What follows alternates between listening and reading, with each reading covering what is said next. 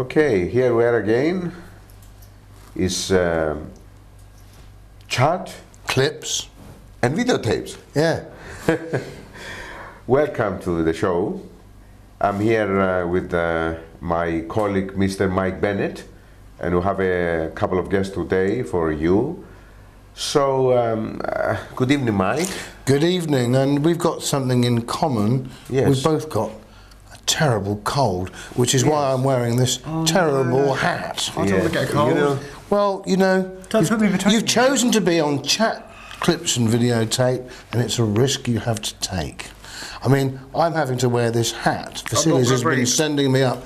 All right, look, I'll take the hat off. Okay. You've been on and on and on about this. Okay. In the green room, the hat's off. The gloves are off. Because you thought, you know, I mean, you are in races. And, well, Cheltenham races are imminent. Yes. I come from Cheltenham, and so... And this guy is... does this guy... Well, he says Nailsworth. Where do you come from, Kieran Powell? I come from Nailsworth. It's near Cheltenham. What's it like, Nailsworth? Is it as good as Cheltenham?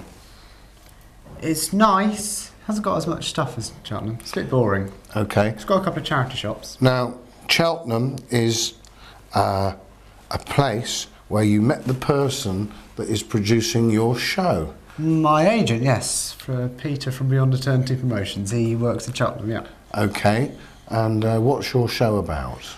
It's not really about anything specific. It's kind of just me on stage for an hour and a half, just with puppets doing stupid, unrelated routines. Oh, a bit like chat, clips and videotape. Yeah, but it's stupid. Ours is not stupid. You know, that's a big difference. You know what I mean? Yes, because it's chat, humor, video clips, and people like this, who has just confessed that his show is based on stupidity. Our part, actually, Mike, in our show, here we go. These people, you know what I mean? The stupid part is coming from. Well, actually, he's got a couple of. He's got a couple of cast members. Yeah, yeah. You know something? You were talking to me about you started just for fun. You know, and then you decided, then I have to show it to people, yes? Yeah, exactly. I was about 11 years old, and I saw a video on YouTube of a guy called Jeff Dunham. Oh, yeah. He's very funny. He rings a bell. He did a thing. Oh, you're catching our cold. Oh, no. Whack, whack, oops. But he did a thing called Ahmed the Dead Terrorist, which a lot of people have seen. It's very funny. Oh, yes, of course. I saw that when I was 11, and I decided, oh, that's quite cool. I could probably make a living out of doing that. Well, that would be a good idea. And then 6 years later, I'm now making a living from doing it and touring the country. And that's marvellous. But how you choose your partners? You know, I mean, just his partners, the puppets. The puppets, yes. Let him explain that. I'm sure. I'm asking to find out. With regards to your puppets, are there no strings attached? No, that would be weird and possibly against the law. Oh, okay. Yeah. Explain your show. It's and your characters. The characters, the physical puppets, I just choose because I'll look at a puppet and think, oh, that looks quite cool. I'll buy that, then I buy it, then I try and create a character for it, and if it works, then it goes in the show. If it doesn't, it goes in my cupboard. Where do you buy the puppets from? From all over, really. I've got a fair few from America, some from Australia, some from France. Do you have them customised?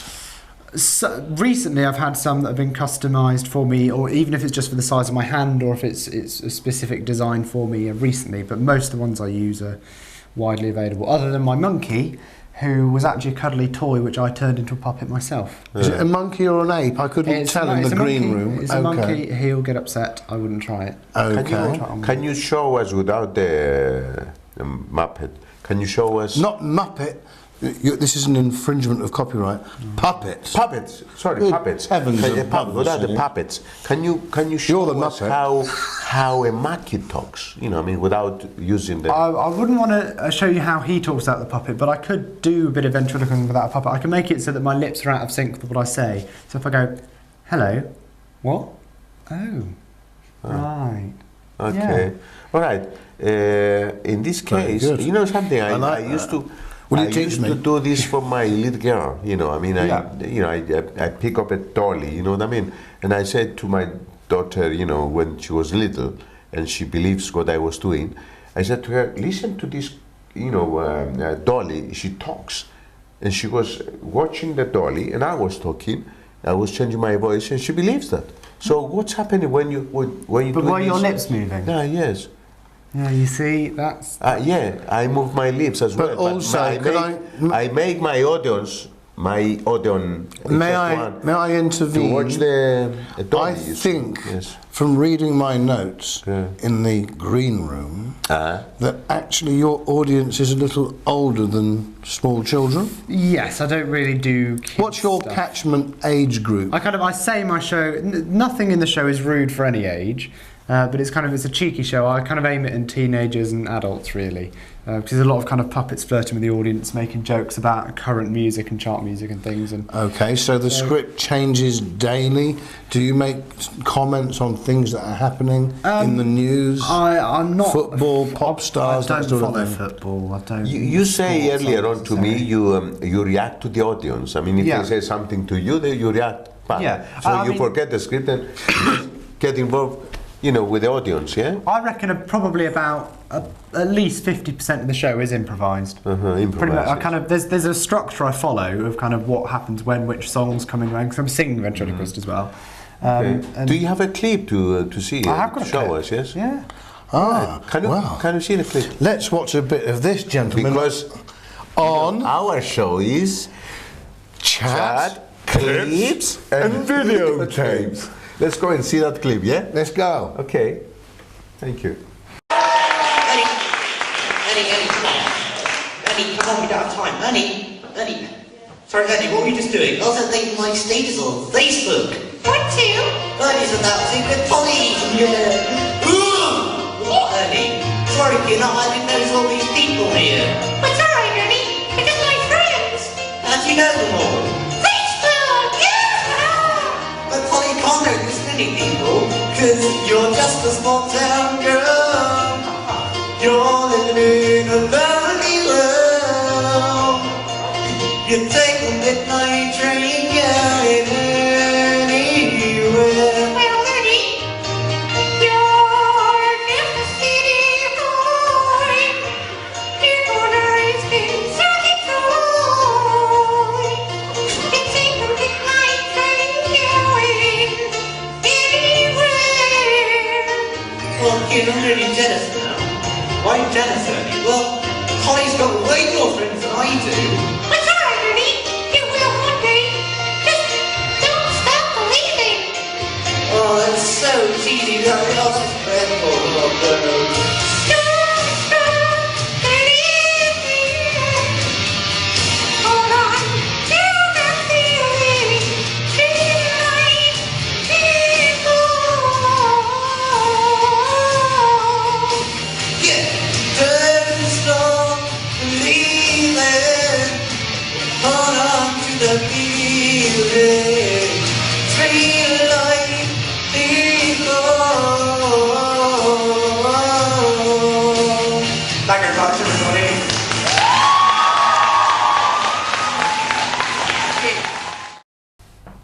Yes, it's. I like it. Yes. I like it very much, and joining us here now is one of the cast members, Angus the monkey, or the not the ape, not the ape. No, not the ape, the monkey. I wouldn't dream of calling this little character an ape. No, thank you so much, Mike. That's really kind of you. Don't look at him. Look at me. Thank you. He's Nothing's going on over there.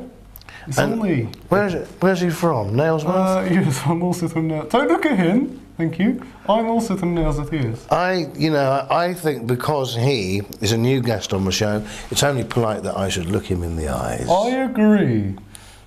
What do you think? Well, let me see. I mean, hello to you. Hello to See you. you over there. How you manage to be so real? You know what I mean? Him. Sorry. He does it. Do you not understand? Oh, these Greeks, they don't get it, do they? And tell me what this gentleman, I'm going to speak about him, I know he can hear me, tell me what his role is within your production.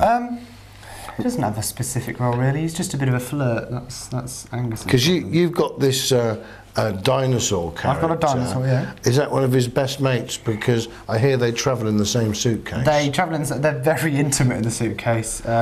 Through force. Oh my word! Is this a family show? Can we discuss things like that? No. Yeah. Oh, okay. I mean, yes. Yeah. Yeah. So they have to really be quite close because I can't afford a big suitcase, so they are shoved in. Yeah. Well, I'll tell you what. By the time you finished your first tour with Beyond Eternity Productions, Tell me Beyond Eternity Promotions, led by Peter Gill. Yeah. Tell me about. You have to practice a lot when you do different voices. Yeah, I mean, when I'm creating the characters, I tend to practice an awful lot. Kind of spend all my evenings doing it, and daytimes if I'm around, and then I write material, try it out, and then put it into a show or whatever. But once I've got the character there and it works, I don't tend to practice. Don't thank you. Excuse me.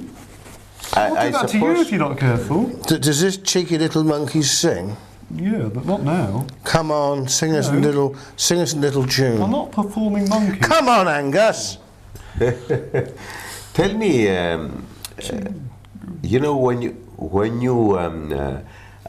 you have a script, okay? Yeah. And you carry on. You start with a script and all this kind of thing. You have something in mind. Okay, and then suddenly you have reactions from the audience and all this kind of thing, and you get into that and you react to the audience. Okay, in this case, what's happening when you are coming back?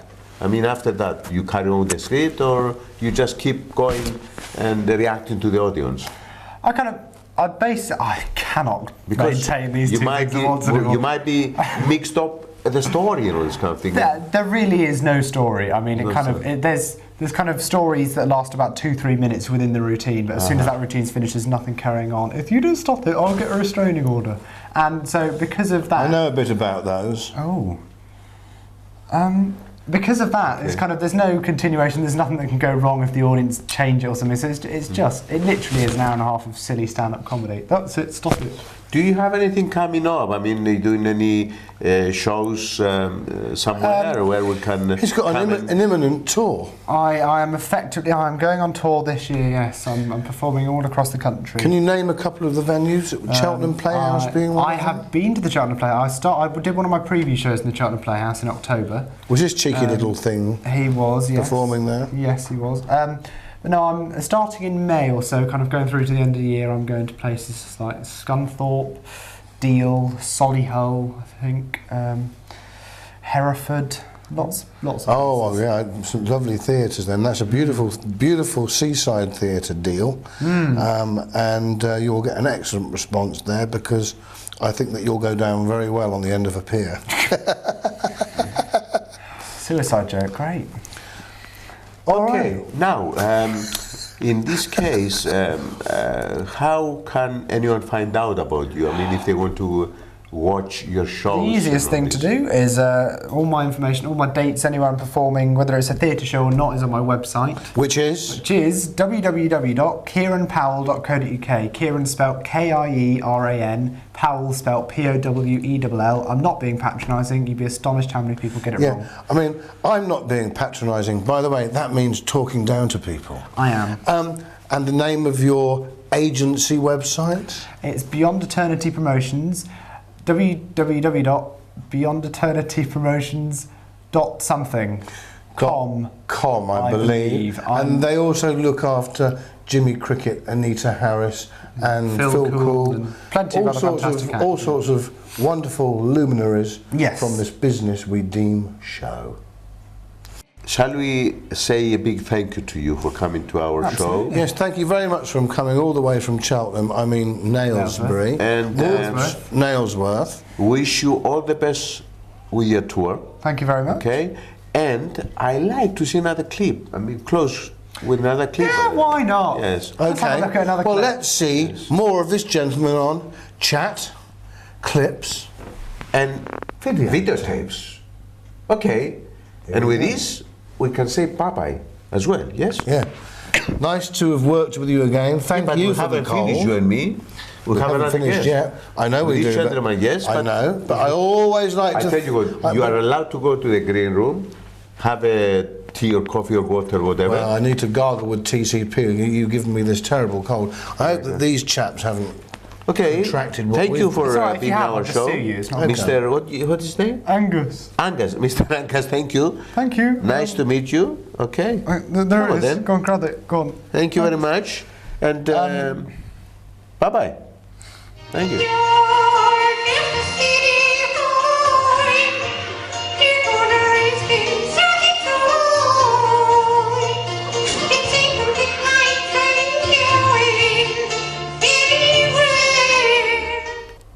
Okay, here we are again. It's chat, clips, and videotapes. Yes, a new show for you, and we have a new guest as well.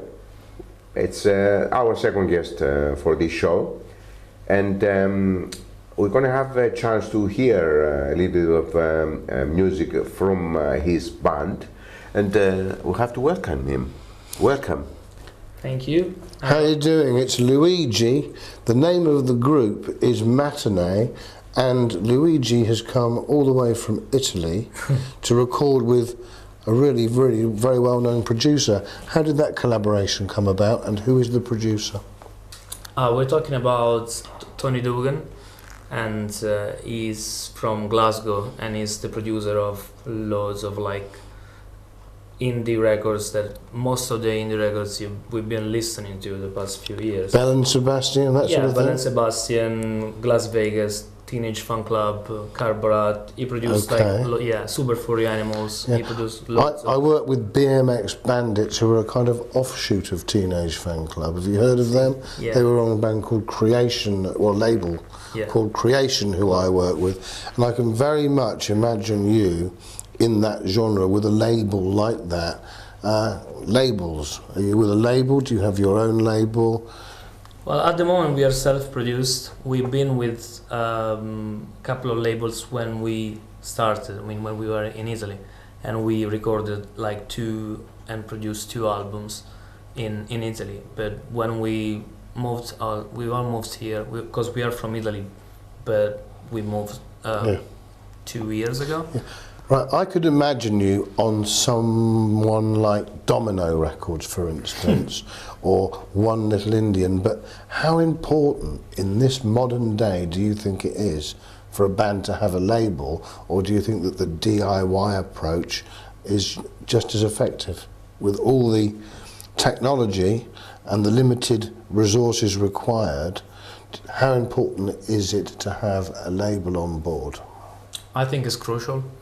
I think it's obviously there are many more chances for the DIY kind of thing, but still, I mean, if you go a label that is getting, is able to hook you up, the main. I hope you don't mind me slightly disagreeing, but I think that in today's society, where we don't need the mass amount of money that one needed in the 60s and 70s, like white vans having to go around the shops distributing huge consignments of vinyl, and plush offices, and the expense that one had to go through. I think that nowadays you could have your own label, but in partnership with a digital distributor such as Believe, InGrooves, Sony, all these wonderful opportunities where a band can have a partnership, and that partnership can grow, but you can still own your own product. And I think that there is far more scope in Can today's... Can I just chat to you, this gentleman, for a bit, because it's about chat, and I want to chat you. Can we start that bit again, because it was rubbish? Because you didn't get a chance, you didn't get a word in edgeways. Yeah, can we do that again? You can keep going and I'll edit it. Okay. Yes. All right. Okay. I don't mean to be pedantic, but I think the whole phrase indie means independent, and I think in today's digital society it is much easier for a band to own its own independent label, independent identity, admittedly in conjunction with one of the majors, but one of the major distributors and not necessarily a major label, which gives more control to the artist. Would you agree with that? I completely with you, but the thing is, you still need to have a deal with a sort of distribution and support from like either a PR or a plugger that it's able to do some noise and create like a buzz around the band. And I know that you've got a plugger on board, which is extremely industrious. Yeah. Is it Claire? Yeah, it's Claire Tucker from 1-2 Year Management. Oh, well, they've got an excellent reputation. Yes. Okay. Yes. Can I have a chat with you? Yeah, sure. Yes, yes. I take the part of, chatty man, like a la car, you know, I'm not but not batty man, no, chatty no, man. Chatty man. Yeah. So, Let's get that straight. I mean, why you decided to leave Italy and come to England? I mean, what was the main reason for? Well, it's easy actually, because even though we're all Italians, I mean, we're born there, but our background, it's England, or it's like British pop. Your influence. I mean, yeah, I mean, yes. we've always been listening to. Okay, your that kind of songs are stuff. Italian songs in Italy. Obviously, you produce Italian music in Italian language. Yes. We never done that. Never done. No, we never try. I mean, when we had the first deal with the Italian label, it was a major label.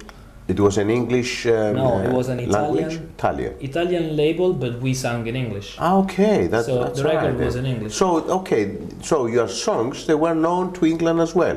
I mean, yeah, obviously. even though the distribution and the promotion, it was all within the Italian territory. Okay. The Italian, because they were distributing records. And who was the label? It's called Elevator. Okay. So the main reason for the move, what was it then? This is what I'm trying to find out. The thing is, they had at the time they had no interest in exporting their music abroad, because they were selling within the country, and on our shows they were sold within the country. So the thing is, we got to a point where they were like, all right, so the first record was good because we sold a reasonable amount of records and stuff. But if you want to go on with us, you should start singing in Italian and writing something in Italian. Right. So you came here and you start producing new songs, I suppose. You know what I mean? Yeah. Yeah. Well, the thing is, after when the label in Italy, we just basically lost interest in producing English. Right.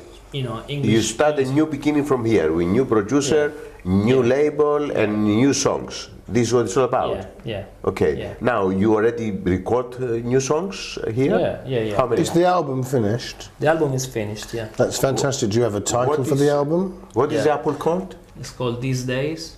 These Days. Yeah. Okay. And do you have anything to show? Do you have a clip of one of the songs? Or yes, actually, we are releasing a single. Ah, lovely. You've made the video? Yeah. Because there's a little dicky bird told me that we're about to see it. Sing it live? Not sing it live. This show's called Chat, Clips and Videotape. Yeah, this We've done the chats. I mean, we chat. Yeah. Okay. We see clips. We go into the clip. And then we see the videotape. Yeah, where is of the clip Matinee. Then? Okay, where is the clip? Well, do we have the clip? You handed it in to the gentleman at the door, didn't you? Okay. Yeah, I did. Do you have the clip? Right. All right. Okay then. Let's go and see it. Okay. Clip, yes. This is Matinee. The song is called White Lies. On Chat. White Lies. Clips and videotape. Here it is. Can I ask you white lies? I mean, clean lies? They are not lies. They are lies. I'm only come on, chat. Come on, you're undermining me. I've already introduced it. Let's go. Here he is, Luigi, in his band Matinee on Chat, Clips and Videotape. Luigi.